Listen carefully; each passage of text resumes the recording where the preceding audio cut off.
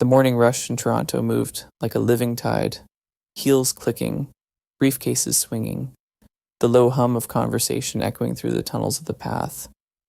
The air smelled of roasted beans, subway heat, and winter coats still damp from snow. From somewhere above, a muffled TTC announcement, "Mind the gap, please," rose and fell like the city's pulse. Beneath the flicker of fluorescent lights, Jordan Ellis adjusted the collar of his jacket and opened the shutter of his coffee cart. North Pier Coffee.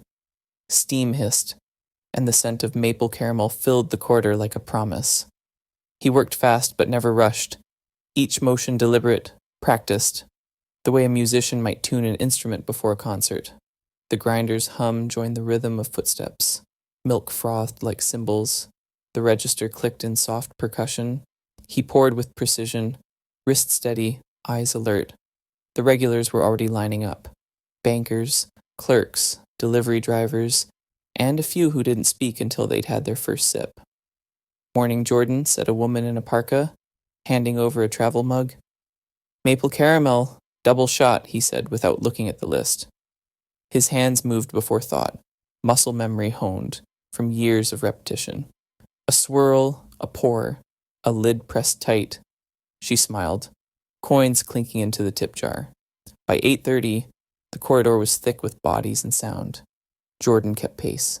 Steam, pour, pass, smile.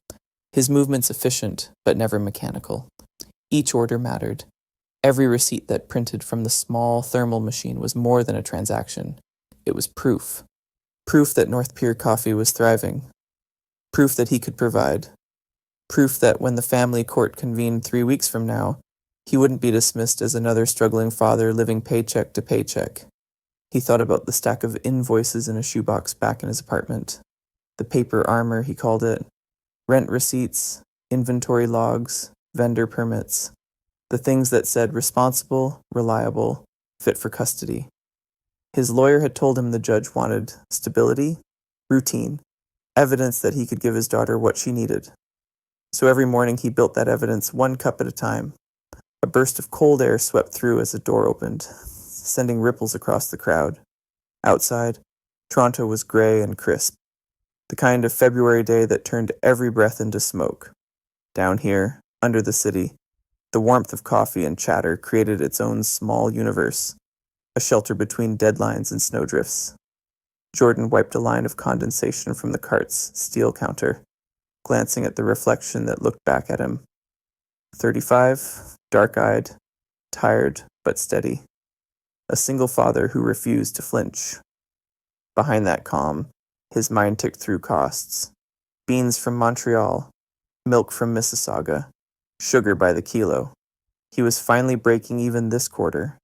If he could keep it steady until the hearing, he might prove, once and for all, that independence wasn't a myth. A man in a navy suit approached, impatience already in his posture. "You're blocking traffic again," he muttered. Jordan smiled, unbothered. "Just serving coffee, sir. Sidewalks clear, lines move fast." The man grunted and walked off, and Jordan returned to his rhythm. Noise, steam, laughter, the clatter of coins. It all wove together into a kind of music, chaotic yet alive. For a few minutes each morning, this place became an orchestra, and he, the quiet conductor, keeping tempo. When the rush thinned, he exhaled, flexing his fingers. The clock on the wall read 9:45. 3 more weeks, 15 more working days, 15 chances to prove that a man like him could build something honest and keep it standing. He glanced at the small photo taped beside the cash box, a girl with bright eyes and paint on her fingers, grinning over a mug too big for her hands. "For Maya," he whispered, and the kettle began to hum again. The rhythm of the morning had barely settled when the air changed. It wasn't the rush of new customers or the hiss of the espresso wand. It was the sound of leather shoes stopping short on tile. 2 men stood a few paces from the cart, their presence cutting through the warmth like a draft of cold air. One wore a charcoal coat, city badge clipped to his breast pocket. The other, broader and younger, wore the dark uniform of building security. Their eyes weren't curious, they were calculating. Mr. Ellis, the older one, spoke first. His tone wasn't quite hostile, but it carried that clipped confidence of someone used to being obeyed. I'm Darren Cole, Property Management. This is Liam Park, Security Supervisor. We've had some complaints. Jordan looked up from the register, a paper cup still steaming in his hand.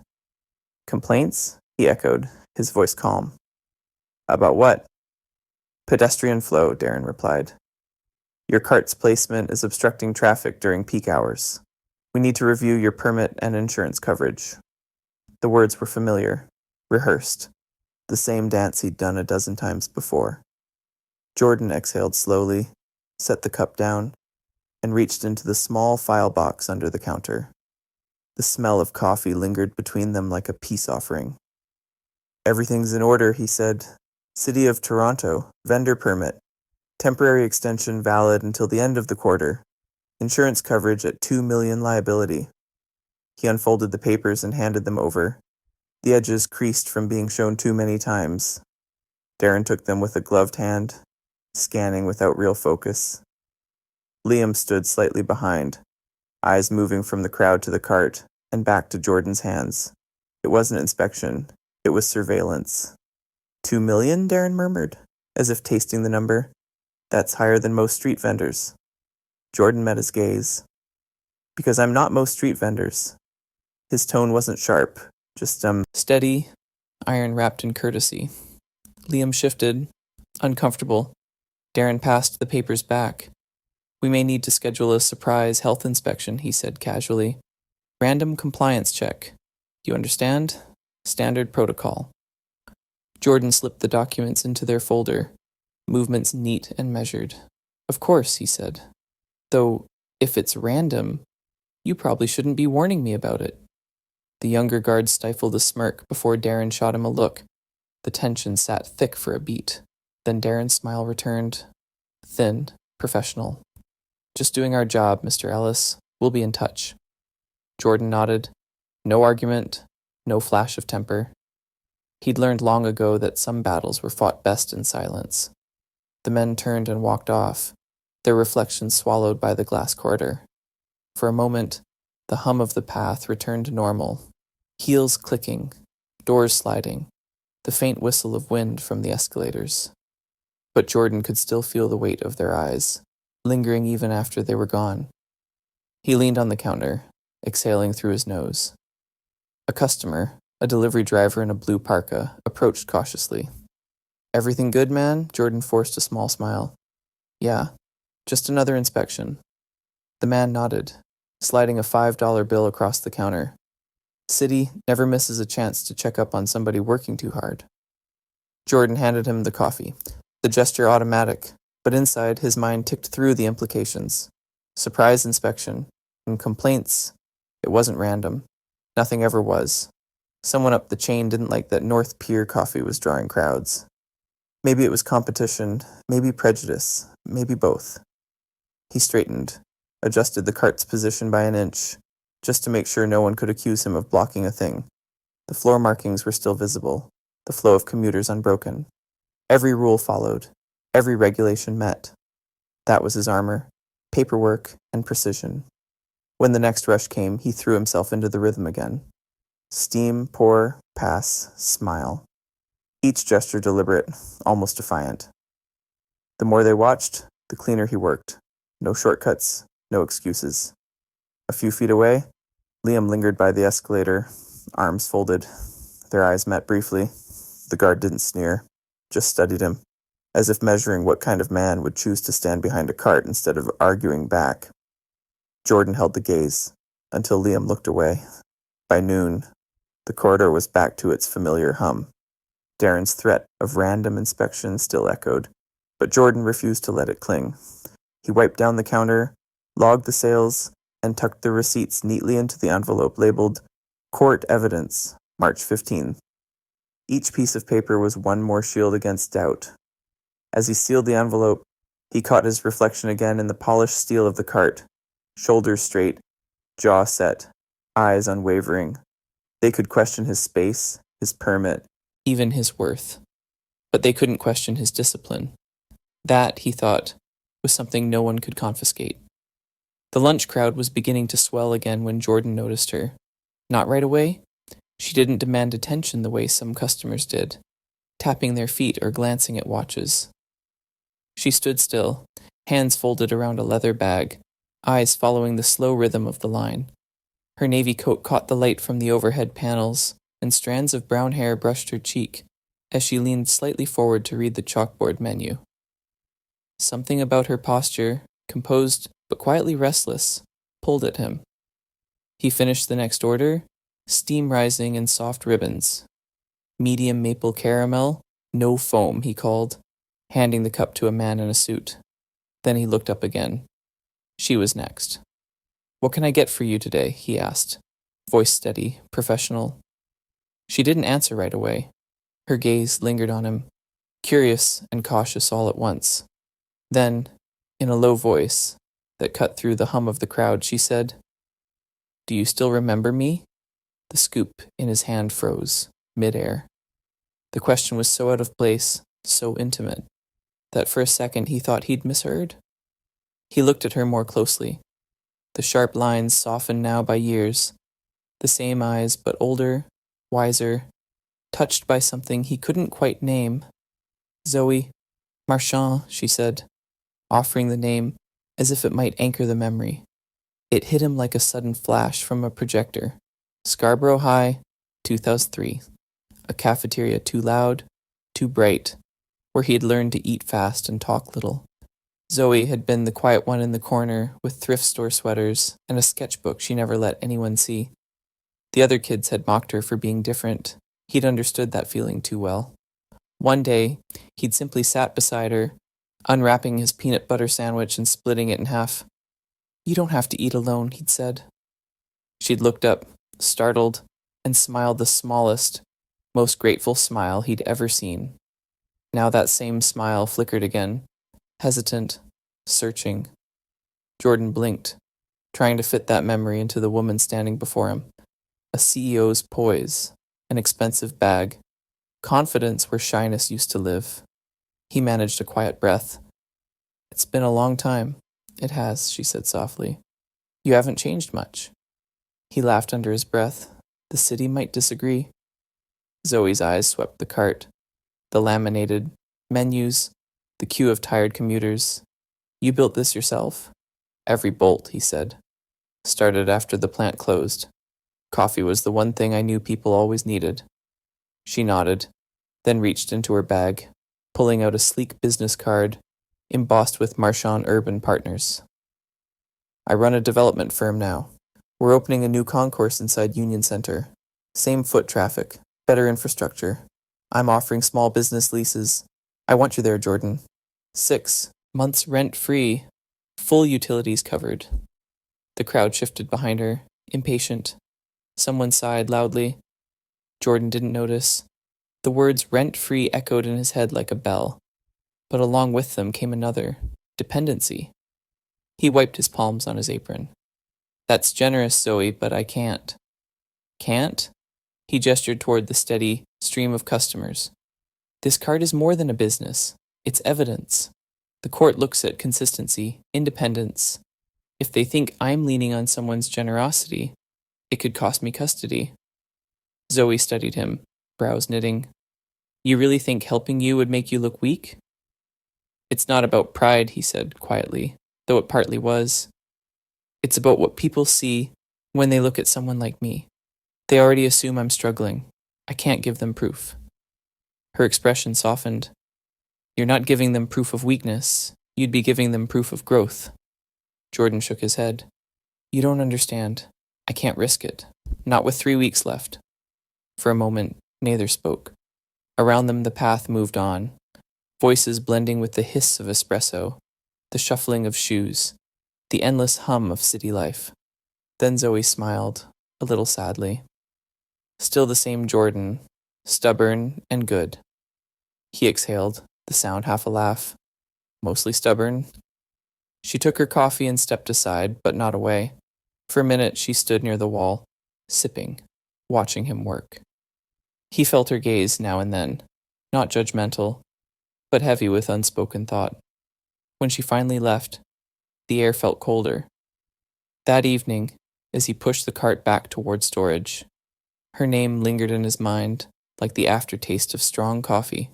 Zoe Marchand, the girl from the cafeteria who'd become a woman of influence, and now she wanted to open a door he was too afraid to walk through. He told himself he was right, that stability mattered more than opportunity. But deep down, a quieter voice whispered, what if she wasn't offering charity, but belief? Outside, the city wind carried the smell of snow and exhaust. Jordan pulled his jacket tighter and looked up at the glowing towers that framed the Toronto skyline. Somewhere up there, in one of those offices, Zoe Marchand was probably still working, planning, building. He smiled faintly, half in admiration, half in unease. Maybe tomorrow, he thought. Maybe not. And if you've ever turned down help because pride told you to stand alone, ask yourself, what would you have gained if you'd just said yes? Tell us your thoughts below, and don't forget to follow for the next chapter of Jordan's story. The apartment was small but warm, tucked high in one of the aging towers of St. James Town. From the window, the city shimmered below, a mosaic of streetlights and exhaust, the hum of downtown softening into a lullaby. Inside, the faint scent of caramel still clung to Jordan's hands. He sat at the kitchen table with his daughter, the room lit by the glow of a single lamp that hummed faintly whenever the heat kicked on. Maya sat cross-legged on a chair too big for her, a pencil tucked behind her ear, her hair tied up in a messy puff. Crayons rolled across the table as she pressed the point of a marker to a sketch pad. Look, Dad, she said, biting her lip with concentration. This could be your logo. Jordan leaned forward. On the page, she'd drawn a simple circle, a pier reaching out toward a northern star, waves curling beneath it. North Pier Coffee, written in uneven letters. He smiled. That's pretty good, kiddo. You've got an artist's hand. She grinned, tilting her head. It's not done yet. The star needs to shine brighter. Jordan watched her carefully outline the star, her small hands steady, her eyes shining with focus. He saw his own reflection in her concentration, the same drive, the same quiet refusal to give up. Hey, she said suddenly, without looking up. That lady who came by today, the one in the blue coat, she looked like she knew you. Jordan froze for a second, then rubbed the back of his neck. Yeah, he said softly. We went to school together, a long time ago. She was nice. Maya glanced up. She smiled at you like she wanted to help. He chuckled. You notice everything, don't you? I'm not little anymore. She went back to coloring, but her voice dropped, thoughtful. Do you need help, Dad? The question landed heavier than she knew. Jordan looked at her, her thin wrists, her serious eyes, her world still small enough to believe that fairness was natural. He hesitated, then said, Everyone needs help sometimes, but your dad's doing all right. Maya looked unconvinced. You're always tired. That's part of the job. He reached over, brushing her curls with his fingertips. Tired means I'm working hard, so you don't have to worry about anything. But I do worry. The words slipped out before she could stop them. What if they don't let you keep the cart? What if... Jordan placed a gentle finger under her chin, lifting her eyes to his. Hey, no what ifs. The court just needs proof I can handle things. And I can. You know why? She shook her head. Because of you, he said. You're my reason to keep standing tall. Maya smiled a little, but her brow stayed furrowed. Then maybe let someone help. Just once. That's what you tell me when I can't reach something on the shelf. He laughed, quiet but aching. That's different. Why? Jordan opened his mouth, then closed it again. Because adults had pride. Because the world didn't give second chances. Because every form he filled out at City Hall came with another question about income and stability, as if fatherhood was a test he was barely passing. Because one wrong story, black single father accepts charity from white CEO, could turn everything he'd built into dust. Instead, he just said, It's complicated, kiddo. Maya nodded slowly, not really understanding, but sensing enough to let it go. She turned back to her drawing, adding more light to the star. Jordan leaned back in his chair, watching her. The room was quiet except for the scratch of her pencil and the faint hum of the radiator. Outside, the lights from other apartments glowed like distant constellations, hundreds of other families, each fighting their own invisible battles. He rubbed the bridge of his nose, fatigue pressing in. His mind circled the same thoughts he'd been carrying all day. The inspector's threats, Zoe's offer, the invisible line between help and dependence. He wanted Maya to grow up believing her father could stand on his own 2 feet, not because pride demanded it, but because the world too often assumed he couldn't. When Maya finished, she held up the paper proudly. There, now the star's perfect, Jordan smiled. You're right, it is. He took the drawing and pinned it to the refrigerator door with an old magnet shaped like a maple leaf. Time for bed, little one est, he said. 5 more minutes, she murmured, yawning. He let her stay, watching her add color to the waves until her head began to droop. When he finally lifted her from the chair, she mumbled, Don't forget the star, Dad. It shows the way. I won't, he whispered, tucking her under the blanket. Later, sitting alone at the table, he looked at the sketch on the fridge. The star glowed under the lamplight. Small, but sure. Jordan traced the edge of the paper with a fingertip. Maybe one day, he thought, he'd learn that standing tall didn't always mean standing alone. But not yet. Not while the world was still watching, waiting for him to stumble. He turned off the light, and the apartment fell silent except for the soft breath of his daughter. Steady, rhythmic, like hope in the dark. The knock came just after 9. Sharp, official, echoing off the tiled walls of the path corridor. Jordan looked up from the espresso machine, expecting a delivery. Instead, 2 figures in navy jackets stepped forward, their laminated badges catching the fluorescent light. Toronto Public Health. Good morning, the woman said briskly, flipping open a tablet. Routine inspection. Jordan's chest tightened. Didn't know there was one scheduled? It's unannounced. Random compliance review, she replied, already scanning the floor around the cart. Her partner unpacked a thermometer, probe, and clipboard, the kind of equipment that turned even clean spaces into suspect ones. Jordan forced a nod. Of course. Whatever you need. The woman, Inspector Tang, her badge red, slid on gloves and started her checklist. Food storage temperature? 4 degrees Celsius, Jordan answered, handing over the small digital reader from his fridge. She checked it. Good. Surfaces? Disinfected every 2 hours, logged right here. He pointed to a spiral notebook, taped beside the sink. Tang flipped through the pages, impressed despite herself. You run this cart alone? Yes, ma'am. 6 days a week. She exchanged a glance with her partner, who crouched to measure the space between the cart and the yellow floor line. The tape measure clicked. 86 centimeters, Hannings, he said. Tang frowned. City code requires 90. Jordan blinked. I've been in the same spot for months. Never had an issue. She tapped something on her tablet. Technically, it's a minor infraction, blocking pedestrian flow by 4 centimeters. We'll mark it as a caution, not a citation. Just adjust it before next week. 4 centimeters, the width of a thumb. Still, the word's official warning stung like acid. He bit back the urge to argue. Understood. They continued another 20 minutes, testing sanitizer strength, checking glove boxes, snapping photos. Every click of the camera felt like a verdict.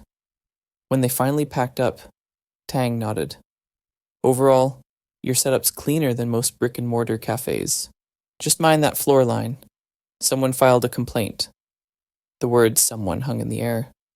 Jordan knew who someone probably was. After they left, the rhythm of his morning never recovered. The kettle hissed, but his pulse was louder. He shifted the cart exactly 4 centimeters back, measuring twice. His regulars still came. Clerks, accountants, delivery guys, but their chatter sounded different today, strained. Around noon, the first customer hesitated at the counter, phone in hand. Hey man, is this about you? Jordan frowned. About me? The guy turned the screen. A post on a local business blog glowed beneath the harsh light. Vendor skirts path regulations thanks to inside connection. Below it, a photo of his cart, his face half turned, mid-pour. The caption read, "Independent seller uses CEO ties to bypass permit rules in Union Center." The man cleared his throat, awkward. "Didn't know you were, connected like that." "I'm not," Jordan said, voice flat. "That's nonsense." The man nodded quickly, embarrassed, and left without ordering. Within an hour, 2 more people mentioned the same article. By 2 p.m., the line that usually stretched to the escalators was gone. Empty space where laughter and steam used to be. Jordan checked his phone, notifications piling up like debris, screenshots, comments, strangers dissecting his business as if they'd built it. Of course he's getting special treatment. Another small vendor backed by big money, paths full of these fake independents. He scrolled once, twice, then locked the screen. The noise made his stomach twist. He wiped the counter for the 3rd time in 10 minutes, trying to occupy his hands. A woman passing by slowed, but didn't stop. Her eyes flicked to the sign, north. Pier coffee, then away, the way people glance at something they've been told not to trust. By 4 o'clock, the coffee urn was still half full. He poured himself a cup, even though the taste turned bitter in his mouth. He thought of Zoe's offer again. Rent-free, utilities covered. Maybe she'd seen this coming. The scrutiny, the whispers, the way success for someone like him always came with an asterisk. Maybe she'd wanted to shield him, and he'd been too proud to let her. The buzz of his phone broke the thought. A message from Mrs. Brooks, the grocer from Danforth. Saw the nonsense online. Don't let it get in your head, son. Lies run fast, but truth endures longer. He exhaled, shoulders sagging. The words steadied him, but only slightly. He knew how quickly reputation could curdle in the city. At closing time, he packed slowly, every motion deliberate. He cleaned the counters twice, checked the locks, counted the cash, less than half of yesterday's total. When he finally pushed the cart toward storage, the wheels squeaked against the tile, echoing too loudly in the empty corridor. He paused under a flickering light, staring at his reflection in the polished glass of a storefront. The man looking back seemed older than the morning version of himself. Same steady eyes, but heavier now, shadowed by fatigue and doubt. 4 centimeters. One careless photo. A city that could believe anything if it fit the story they wanted. He pressed his hand to the metal side of the cart, feeling the chill seep into his palm. "Not today," he whispered. "You don't get to break me today." Then he pushed forward, the echo of his footsteps the only sound left in the tunnel beneath Toronto. By the time Jordan reached Danforth that evening, the streetlights had begun to glow against the blue dusk. His hands ached from pushing the cart, the metal handle biting into his palms, through the thin gloves. The day had drained him, not just from the work, but from the slow erosion of dignity that came with being watched, doubted, whispered about. He stopped outside Brooks' grocery, the familiar bell above the door jingling when he stepped inside. The little store smelled of warm bread and cinnamon. Mrs. Evelyn Brooks stood behind the counter, silver hair pinned neatly, glasses perched low on her nose as she sorted receipts. She looked up and smiled faintly, that knowing kind of smile that saw straight through the front a man tried to wear. "You look like someone carrying half the city on your back, Jordan Ellis." He let out a humorless laugh, rubbing the back of his neck. "Feels like it, ma'am. Thought I'd stop by before heading home?" "Come," she said, waving him toward the small table near the window. "Sit. Coffee's still hot. Not as good as yours, but it does the job," he obeyed, sinking into the chair. The heat from the cup seeped into his fingers. For a moment, neither of them spoke. The ticking clock and the muffled rumble of streetcars filled the silence. Finally, she said, "I saw that nonsense online. People sure love tearing down what they didn't build." Jordan sighed. "It's getting worse. Sales dropped by half today. Some folks don't even look me in the eye anymore." Mrs. Brooks studied him for a moment. "And what are you going to do about it?" "Keep working," he said. "Stay quiet. Stay clean. I can't fight every lie. I just have to outlast them." She leaned back, folding her hands. Outlasting is good, but silence doesn't always save you. Sometimes the truth needs a microphone. He frowned. You're saying I should go online and argue? She chuckled softly. No, child. I'm saying, show them. Don't shout your innocence. Prove it. Record your mornings. Let people see the way you clean that counter, the way you take the temperature, the care you put in every cup. Let them watch you work. The honest work speaks louder than any rumor. Jordan hesitated. Feels like giving them more to pick apart. Maybe, or maybe it's transparency. You see, standing alone doesn't mean standing in the dark. Her eyes softened. You've got pride, and that's a good thing. But pride can't be your only armor. Sometimes you win by opening the window, not by shutting the door. Her words sank deep, settling somewhere behind his ribs. He nodded slowly. So you think I should film myself making coffee? I think you should remind the world what real work looks like, she said, smiling. And don't forget, truth doesn't hide. It invites light. When Jordan left the shop, the wind had turned colder, sharp off Lake Ontario. He walked home with the image of her steady gaze lingering in his mind. Standing alone doesn't mean standing in the dark. He repeated it under his breath like a prayer. The next morning came gray and heavy.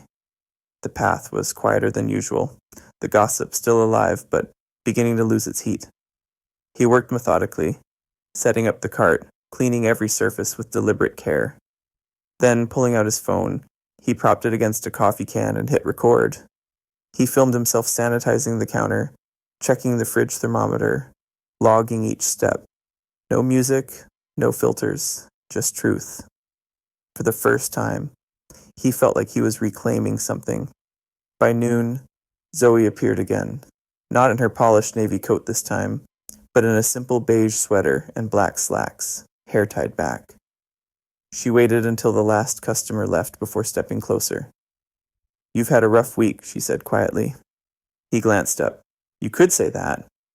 I saw the post, she continued, and the inspection notice. You handled it better than most would. I don't have much choice.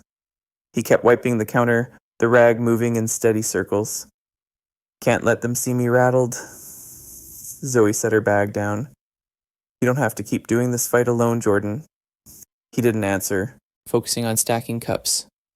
I've revised the offer, she said, sliding a folder across the counter. 30-day pilot at Union Center. No charity. You sign as cooperator, equal profit, equal risk. You run your brand your way, and the lease is temporary. If it works, we renew. If not, you walk away free. Jordan looked at the folder but didn't open it. Why keep pushing this?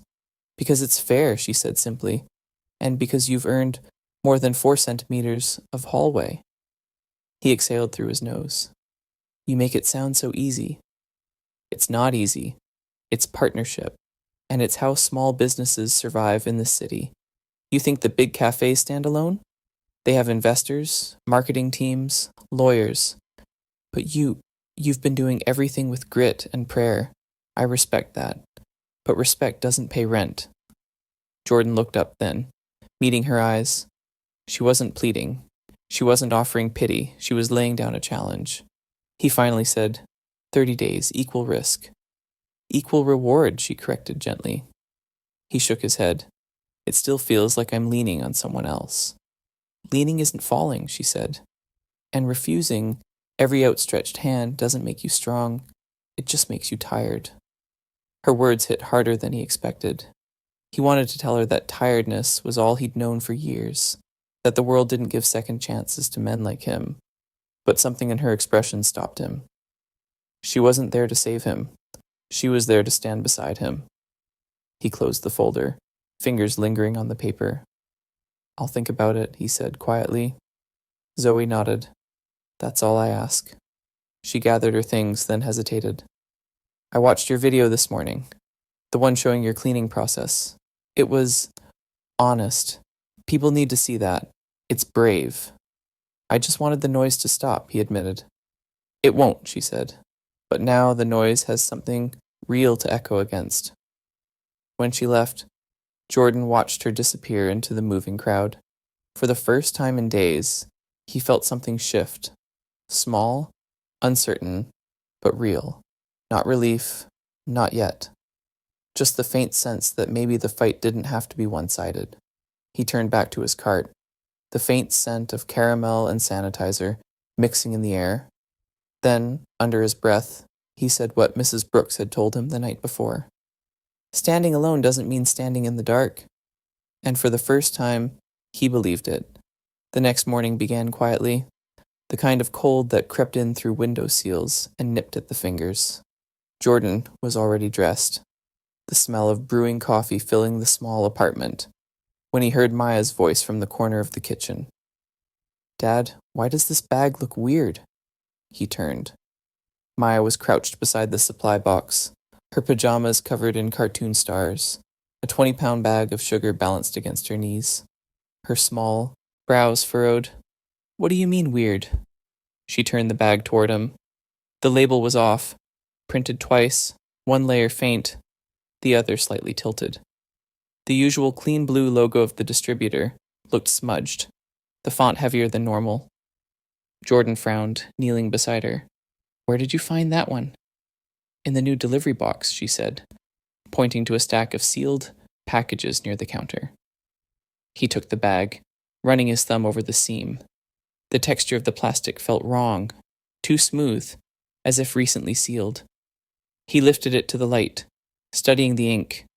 The batch number was blurred, and the expiration date looked reprinted in a different typeface. Jordan's gut tightened. Huh. Is it bad? Maya asked softly. I'm not sure yet, he said, keeping his voice even. But good catch, champ. You've got eyes like a hawk, she smiled proudly, unaware of the heaviness settling in his chest. He tore open the bag carefully with a utility knife and pinched a bit of sugar between his fingers. It looked right, fine, white crystals, but the smell was faintly chemical, too sharp. He poured a small sample into a clear cup and set it aside. Then he reached for another bag from the same shipment. Same crooked label, same odd texture. This wasn't a printing error. Jordan's mind raced. His supplier, Maple Grain Coartis, had never sent a mislabeled batch in the 3 years he'd worked with them. He opened his phone, snapping photos of the bags, the labels, and the batch numbers. Then he pulled out the purchase invoice from his binder, laying it beside the tampered product. The dates didn't match. Someone had switched them. He felt his pulse quicken, a cold realization crawling up his spine. In this city, sabotage wasn't dramatic. It was quiet, administrative, always leaving just enough doubt to make a small business crumble under procedure. Dad? Maya's voice pulled him back. Did I do something wrong? He forced a smile. No, sweetheart. You did something very right. You might have saved us from a big mess. She beamed, proud of herself. He crouched and hugged her briefly, then stood and grabbed his phone again. He called Maple Grain's office, explaining what he'd found. The manager on the line sounded puzzled. We haven't had any packaging errors. Are you sure it's our label? Positive, Jordan said. But the printing's off. The font's different. Then it's not ours, the man replied firmly. Hold on to those bags and don't use them. Someone might have tampered with your shipment. Jordan ended the call, his hand trembling slightly. He sealed the suspicious bags inside a large plastic bin, taped it shut, and wrote in bold letters, Do not use. Evidence. He stored the bin under lock and key in his supply closet. Then he emailed the photos and invoice copies to himself and Zoe, adding a short note. Something's wrong. Need advice before next batch. He hesitated before hitting send. Involving her meant drawing her deeper into whatever this was. But if he stayed silent and the rumors flared again, he'd be finished. By the time he reached the path that morning, the city had already begun to stir.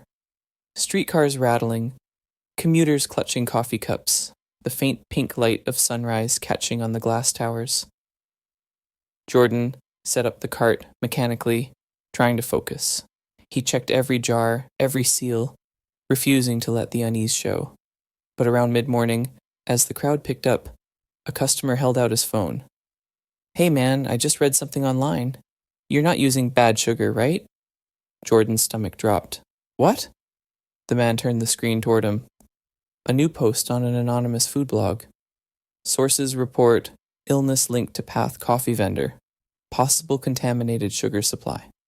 There was no name, no photo, but the description was unmistakable. Caramel vendor operating near Union Center, known for ties to a corporate developer. Jordan's mouth went dry. That's not true, he said quickly. My ingredients are clean, my records... The man raised his hands. Hey, I believe you. Just wanted to check. But belief was fragile. Jordan could already see the change. A couple in line whispering, a man stepping out to make a phone call, another glancing at the counter with faint unease. It didn't take much to poison trust. He felt heat rise in his chest, anger, fear, frustration, all tangled together. He wanted to shout, to chase down whoever was behind that post, but he forced his voice steady. Next, please. The rest of the day blurred. Sales dropped again. A woman muttered that her coworker had read about a vendor investigation. A delivery driver apologized as he took back an unopened crate of milk. Company says we gotta be careful who we work with, man. Nothing personal. By closing time, the weight of it pressed on him like a storm. He wiped the counter slowly, staring at the reflection of his own hands. Steady, deliberate, even when the ground beneath him felt like it was shifting. At home that night, he sat at the kitchen table, the bin of sealed sugar bags in front of him. Maya was already asleep, her drawing of the North Pier logo taped above the fridge. He studied the crooked label again, the ghostly double print. Whoever had done this knew exactly where to strike, not with noise, but with doubt. He opened his laptop and typed a message to Zoe. They're not trying to scare me anymore. They're trying to frame me. Then he leaned back, staring at the quiet glow of the screen, the city lights flickering outside the window. For the first time, the fight didn't just feel personal, it felt like war. By the next morning, Jordan barely slept. The rumors had taken root, spreading faster than truth could catch up. Every notification on his phone felt like a blow. He scrolled once at dawn, then forced himself to stop. No more chasing ghosts online. He had work to do. The path smelled of fresh polish and early commuters when he arrived. He moved slower than usual, setting up the cart in silence. His motions were exact, almost ritualistic. Check the thermometer, wipe the counter, test the sanitizer. Control what could be controlled, he told himself. Around mid-morning, Zoe appeared. No warning, no ceremony. She carried a phone tripod under one arm, her coat unbuttoned, hair still damp from the drizzle outside. Don't look at me like that, she said before he could speak. We're not fighting rumors with silence anymore. Jordan frowned. What's that supposed to mean? A live stream, she said simply. Right now, we show people what they can't see behind a screen. You, your process, your truth. He stared at her. You want to turn my cart into a show? I want to turn lies into accountability, she countered. You've got nothing to hide, right? He exhaled sharply. It's not that simple, Zoe. People don't see what's real. They see what they want to believe. Then we make them want to believe what's real. Her tone softened. Let me do this with you. He hesitated, looking around. The corridor was half full. Bankers, students, commuters, moving in a rhythm that ignored him entirely. Maybe that was the problem. Fine, he muttered. But one condition. No spin, no fancy edits, just truth. Zoe smiled faintly. That's the idea.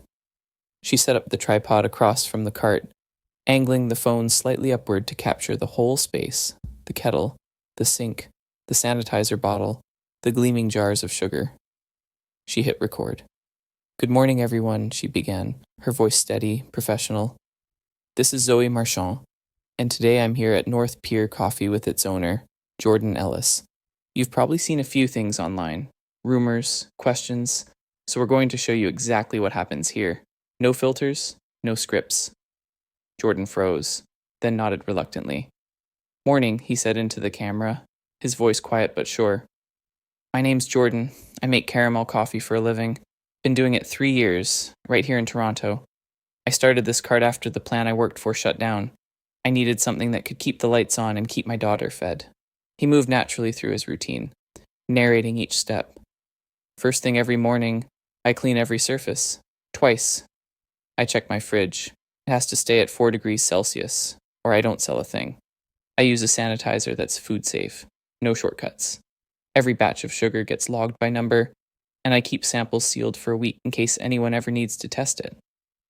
The camera followed him as he moved, his hands steady. There was no pretense, just quiet diligence. The rhythm of survival turned into craft. Zoe kept the camera angled, letting the background noise of the path fill the space. Footsteps, echoing announcements, the hiss of steam.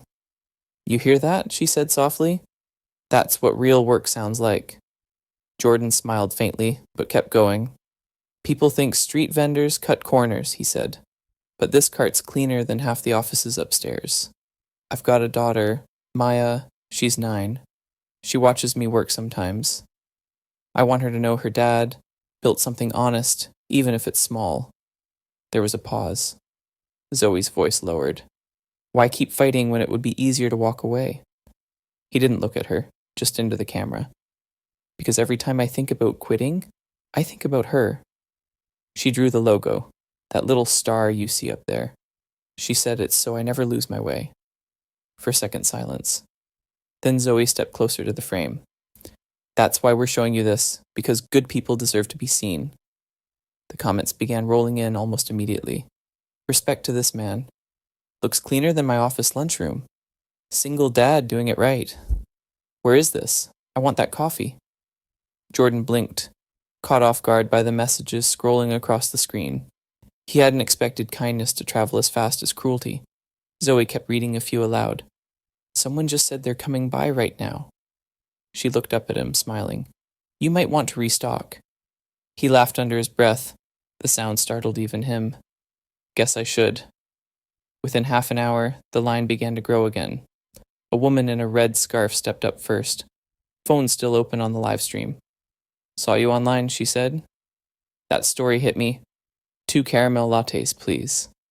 Then came another and another. Office workers, students, even a security guard who nodded awkwardly and said, Smells good, man. Jordan handed out drinks with a quiet gratitude he couldn't hide. The path was alive again, the rhythm restored, each hiss of the kettle a heartbeat, finding its strength back. Across the quarter, Liam Park, the same guard who'd once measured his floor line, stood watching. His usual stiffness softened. When their eyes met, he gave a small nod. Not approval exactly, but respect. It was enough. By the time the live stream ended, the screen showed thousands of views, hundreds of comments, and one exhausted but smiling man. Zoe turned off the camera and looked at him. You just changed the story, she said. Jordan wiped his hands on his apron. Maybe. Or maybe they just needed to see I'm not a headline. They saw a man, she corrected. That's what matters. The cart's tip jar was full again, crinkled bills pressed together, coins overflowing. The smell of caramel filled the air, rich and defiant. When the last customer left, Jordan leaned on the counter, breathing deeply. You really think this'll last? Zoe smiled. Truth doesn't vanish overnight. It sticks around, like good coffee. He chuckled quietly, looking toward the hallway where the crowd had just been. Guess I owe you a cup then.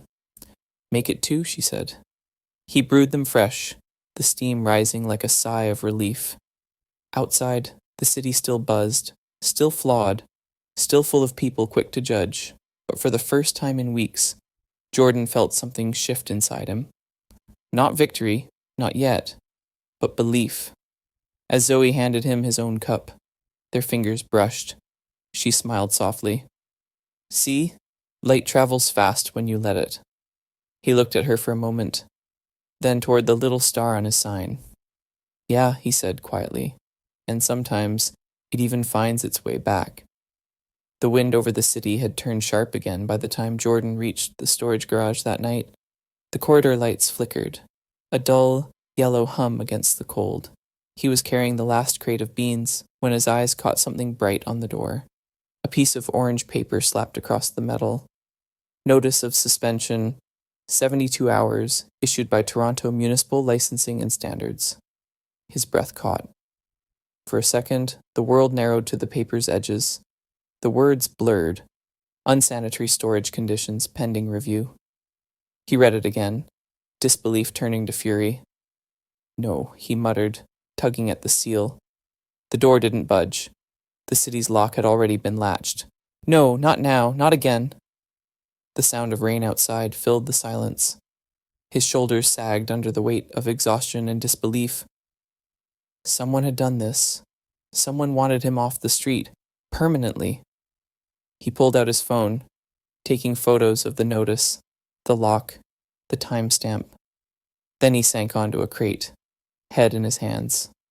For months he had clawed to stay afloat, and just when things were beginning to turn... Dad? He looked up. Maya stood in the doorway, her jacket zipped to her chin, eyes wide. You forgot your thermos. He tried to smile but couldn't. Sweetheart, go wait in the car, she frowned. What's wrong? They shut me down for 3 days, he said quietly. They think the storage isn't clean. Maya's face fell. But you clean everything. I've seen you. I know, he said softly. But sometimes people don't want to see what's true. She stepped closer, peering past him at the locked door. Isn't that where the camera is? He blinked. What camera? The little one you put up after somebody took your dolly wheel last year. You said it was for backup. Jordan stared, then turned toward the corner of the garage.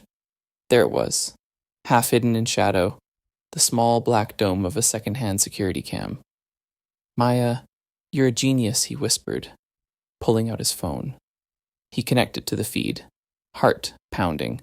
The footage was grainy, black and white, time-stamped the night before. He scrubbed through the timeline, eyes darting, then froze. 2 figures, one in a security uniform, the other in a dark jacket. They exchanged a small envelope. The guard unlocked Jordan's storage, let the other man inside. Minutes later, the stranger walked out, leaving behind the Orange City notice that was now stuck to Jordan's door. Jordan's pulse hammered. Got you, he breathed. Maya tugged his sleeve. Can they get in trouble? Oh, they will, he said, voice low but steady. He downloaded the footage, saved it twice, once to his phone, once to a small USB drive he kept for accounting backups. Then he photographed the screen, every frame that showed the exchange. You just helped me find proof, champ. She smiled sleepily, proud. Detective Maya, she said, grinning. He ruffled her hair, but inside something was hardening. Not anger anymore, but resolve. Whoever had paid to frame him had underestimated the wrong man. The hearing 2 days later was held inside the Toronto City Licensing Centre, a concrete maze that smelled faintly of disinfectant and rain-soaked coats. Reporters milled outside. Jordan walked in beside Amira Singh, the lawyer Zoe had helped him contact, a sharp, composed woman with a calm that could slice through noise.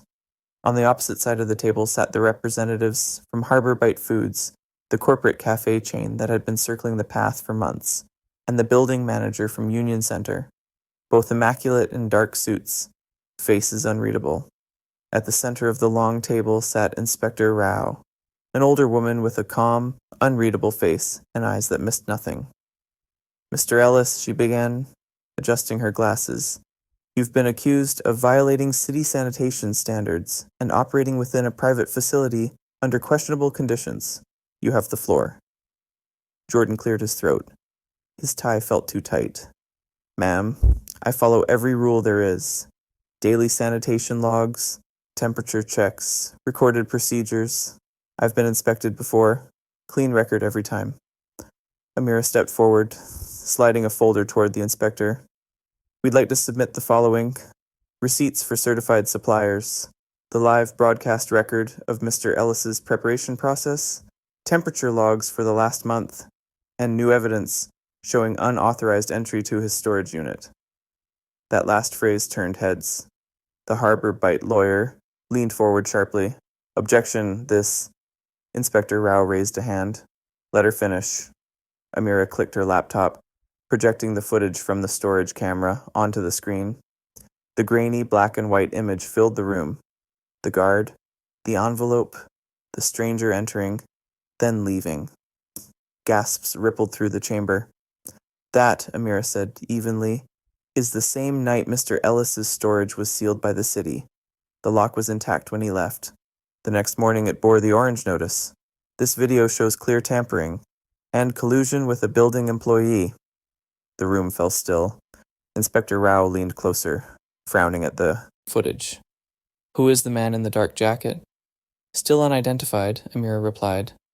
But the vehicle plate outside, also visible on the footage, is registered to a Harbor Bite Regional Logistics Unit.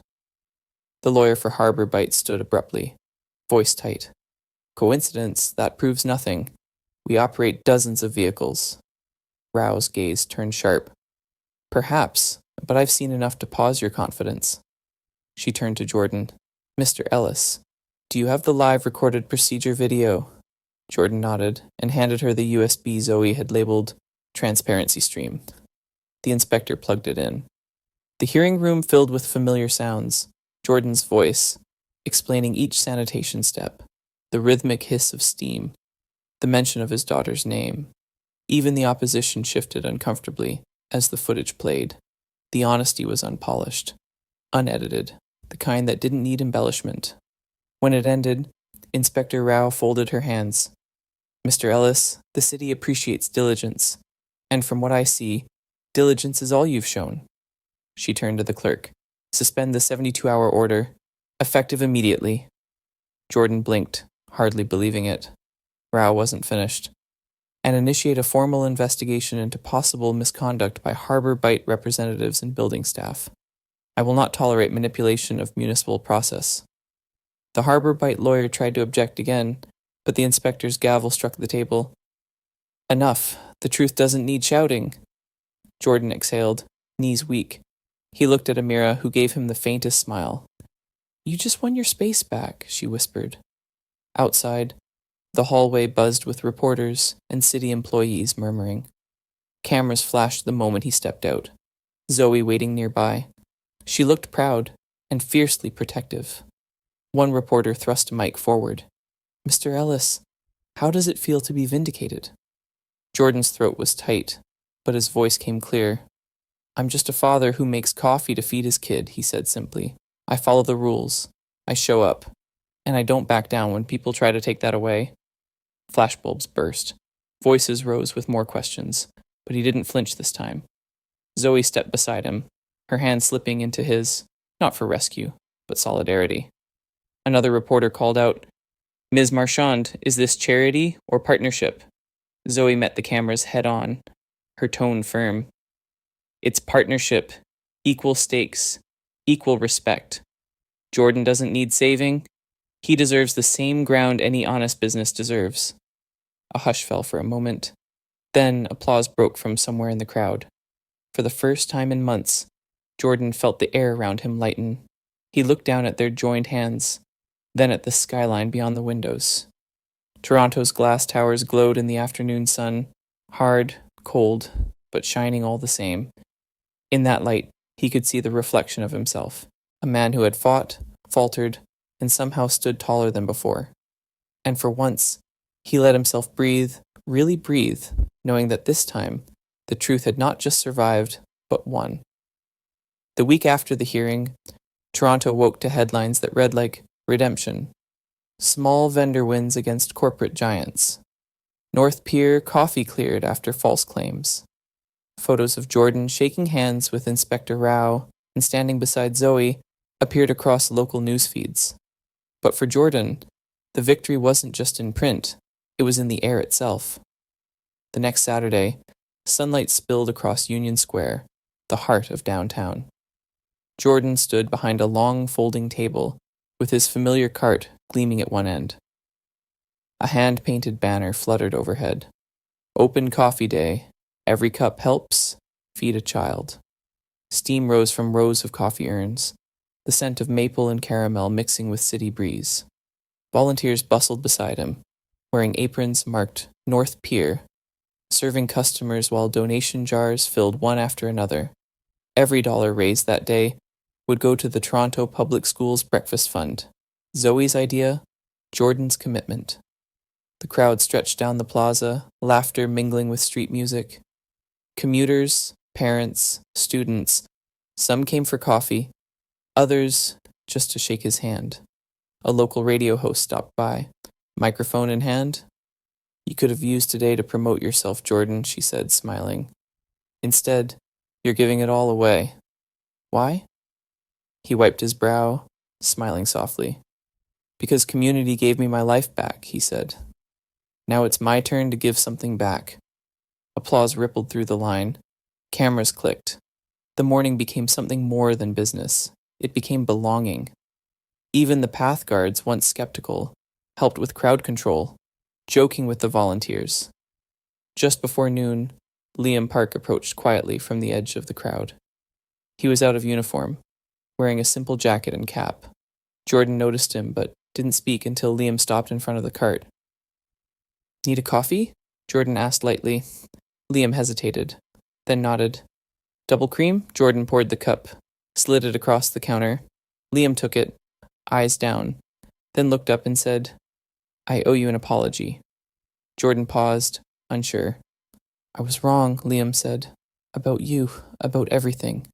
I thought you were just another guy bending rules. I didn't see how hard you were fighting to keep it straight. Guess I was part of the problem." Jordan studied him, then nodded slowly. "Takes a lot to say that." "Not as much as it took you to stand here after all that," Liam replied. "Respect." He lifted the cup in a small salute, before turning to join the crowd again. Jordan watched him go, the steam from the kettle drifting upward like a quiet forgiveness. For the first time, the space around him felt safe, not because he'd been defended, but because he'd been seen. By late afternoon, the plaza was nearly empty. Volunteers counted the donations. Over $8,000 raised in a single day. Zoe arrived with Maya, who wore a North Pier Junior Crew t-shirt 3 sizes too big. She ran straight into her father's arms, shouting, "We did it!" Jordan laughed, lifting her high. "Yeah, we did, champ. Together." But peace never lasts long when power feels challenged. 3 days later, a journalist from the Toronto Herald called Zoe's office. "We've obtained internal emails," she said, "from a Harbor Bite executive, a Mr. Darren Cole, to a city facilities coordinator. They discuss coordinated efforts to reduce independent vendor visibility in corporate zones." Zoe went still. "Send them to me." The emails arrived within the hour. The language was blunt, transactional. "We can't have small carts cluttering path corridors. Push inspections harder. Find technical violations if you have to." Another message mentioned Jordan by name, calling him the PR darling who'll fade once he's off the floor. Zoe printed the documents and stared at the last line from Cole. "Once his license lapses, we'll reclaim that space before the board realizes it." Her jaw tightened. She called Jordan immediately. At the North Pier cart, Jordan listened in silence, the hum of espresso machines filling the pause. "So it was him," he said finally. "The same guy who started all this." Zoe's voice was low. "He's pushing again, harder this time. Harbor Bite just filed for an emergency injunction to revoke your license. They're calling your operation a potential safety hazard due to public crowding." Jordan's hand clenched around the scoop. "Because people actually come now. That's their argument," she said bitterly. "They're claiming your popularity causes unsafe congestion in shared spaces." Jordan exhaled slowly, trying to steady the rush of disbelief and anger. "They're turning success into a liability." Zoe's tone sharpened. "We'll fight it. Amir is already drafting a counterclaim. But this isn't just about permits anymore, Jordan. It's about power, and the people who think it belongs only to them." He stared at the steady stream of customers outside his kiosk, the scent of caramel filling the corridor. "Then I guess it's time," he said quietly. "Time they learn some of us aren't moving anymore." As the city's afternoon light faded to gold across the path, Jordan stood behind his cart, no longer just a vendor, but a symbol of something larger. A man who refused to disappear quietly. A man who had already faced the worst and was ready, again, to fight for the ground beneath his feet. The emergency hearing was called for a grey Monday morning at Toronto's Municipal Commerce Tribunal, a place that smelled faintly of stale coffee and paper ink, where livelihoods were reduced to folders and timestamps. Jordan stood outside the chamber beside Zoe and Amira Singh, his lawyer. Behind the glass doors, reporters were already setting up cameras, whispering about the David versus Goliath rematch. The case file on the table read, Harbor Bite Foods versus North Pier Coffee. Petition for immediate license. Revocation. Amira adjusted her blazer, calm as ever. They'll come in hard, she warned. Their goal isn't just to shut you down. It's to rewrite the story before it grows any bigger. Jordan nodded, jaw tight. Then we make sure the story tells itself. When the clerk called the case, they stepped inside. The tribunal chamber was a ring of polished wood and glass, the city's flag fluttering faintly behind the panel. At the center sat Chairwoman Delgado, sharp-eyed and unsmiling. To her left, a row of advisors. To her right, 2 legal clerks. Across the aisle, the Harbor Bite delegation filled their table. 4 executives in tailored suits, a PR consultant, and their lead counsel, Darren Cole himself, now very much on display. His hair was perfectly combed, his tone polished, but there was a twitch at his jaw that betrayed the pressure. Delgado struck her gavel once. This hearing is now in session. Harbor Bite, Foods petitions for emergency revocation of vendor license 78452, operating under the name North Pier Coffee. You may proceed. Cole rose smoothly.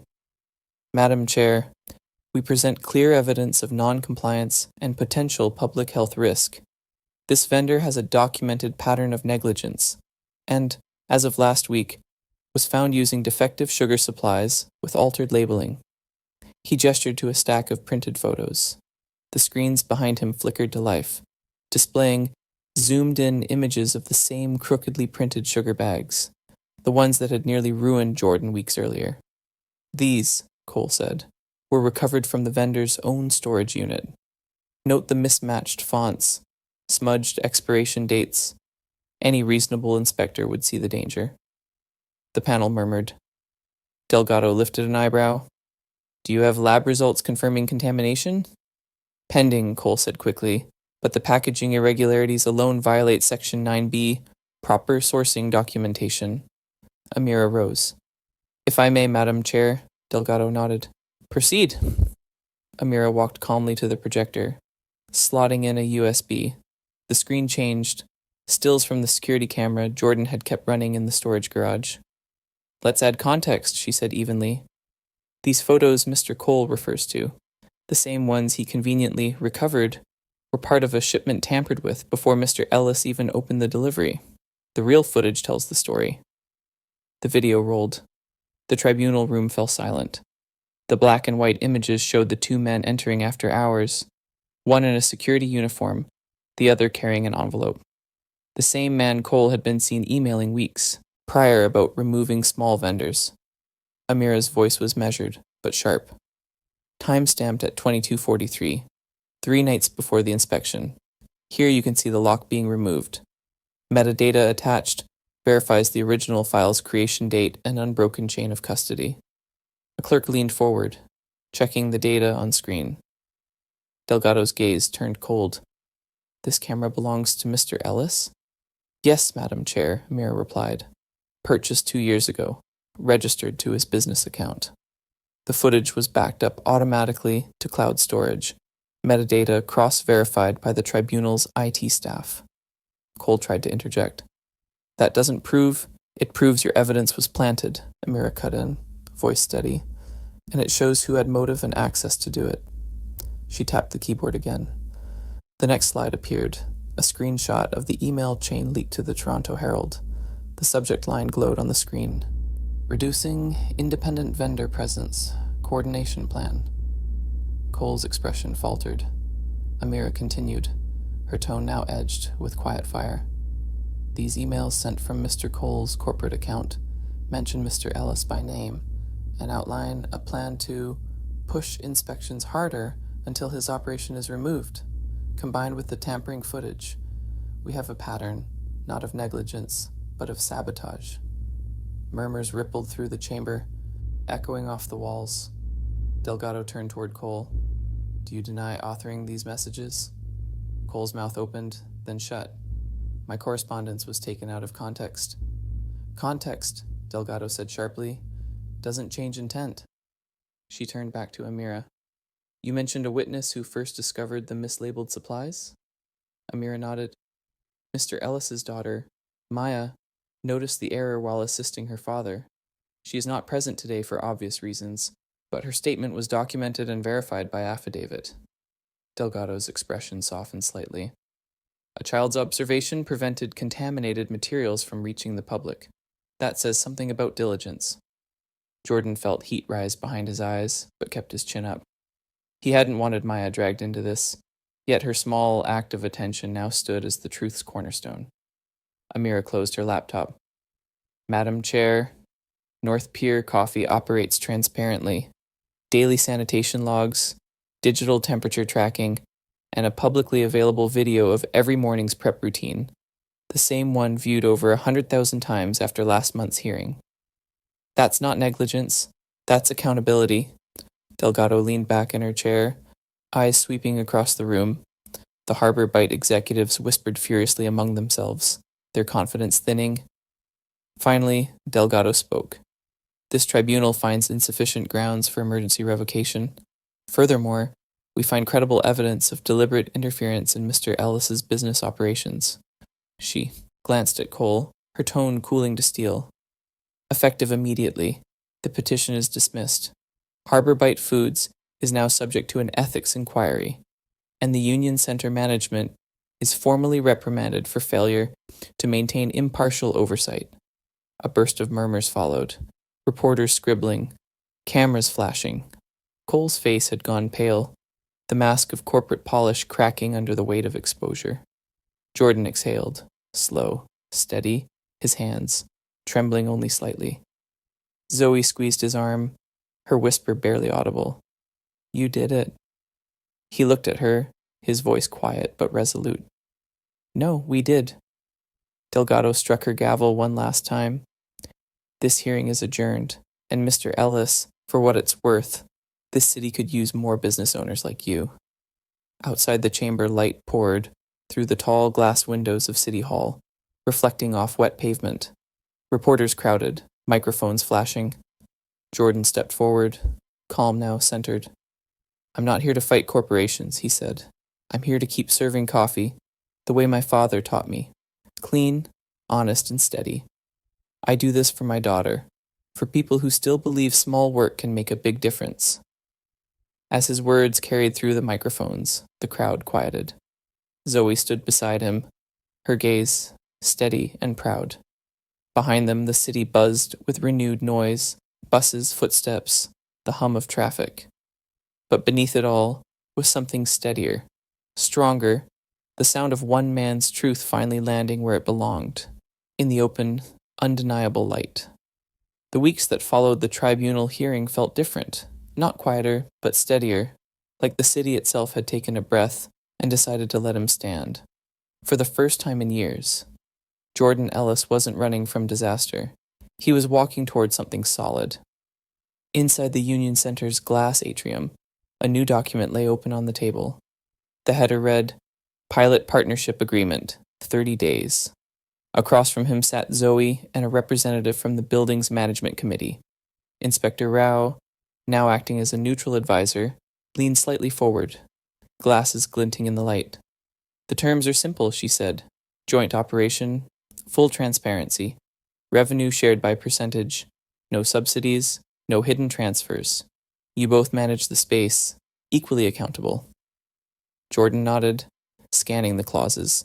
Equal rights of oversight, open bookkeeping, renewal contingent on community feedback. 30 days, he said, signing his name with a firm hand. No more handouts, just partnership. Zoe smiled. That's all I ever wanted it to be. As the papers were exchanged, Liam Park entered, still in uniform, but carrying a clipboard instead of his usual folded arms. You'll want this spot, he said, pointing toward a corner near the glass escalators. It catches the morning light, and people coming from the subway will smell the roast before they see. You, Jordan chuckled. You're giving me trade secrets now? Let's just say I learned to stop standing in people's way, Liam replied, smiling faintly.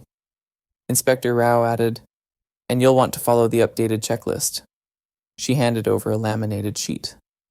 Version 2 includes daily sanitation proof logs, customer flow markers, and allergen signage.